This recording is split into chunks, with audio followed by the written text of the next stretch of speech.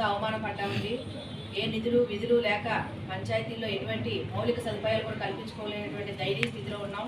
కానీ ఈ కూటమి ప్రభుత్వం వచ్చిన సంవత్సరం నుంచి మా ప్రభుత్వాలు మళ్ళీ పునరుజ్జీవం అందుకుంటున్నాయండి. ఎందుకంటే గ్రామాలు నిర్వీర్యం అయిపోయాయి, అవన్నీ ఇప్పుడిప్పుడే ఊపిరి పీల్చుకుంటున్నాయి. ప్రతి ఒక్క గ్రామాల్లోని కాలువలు కానీ రోడ్లు కానీ నిర్మించుకోగలుగుతున్నాం. గ్రామాలు అభివృద్ధి చెందుతున్నాయి.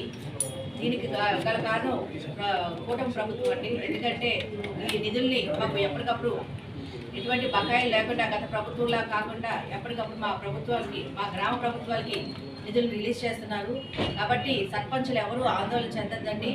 మన కూటమి ప్రభుత్వం చెప్పిన విధంగానే ఇచ్చిన మాట ప్రకారం అన్నీ చేస్తుంది.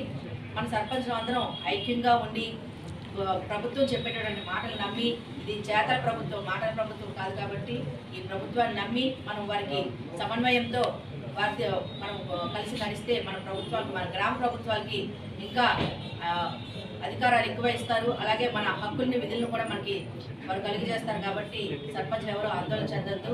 అలాగే మాకు రావాల్సినటువంటి 3వ విడతగా 15వ ఆర్థిక సంఘం నిధులను మేము ముఖ్యమంత్రి గారి దృష్టికి తీసుకెళ్ళాం. 1120 కోట్లు మాకు రిలీజ్ కావాల్సి ఉంది. దాని గురించి ముఖ్యమంత్రి గారి దృష్టికి తీసుకెళ్తే వారు సానుకూలంగా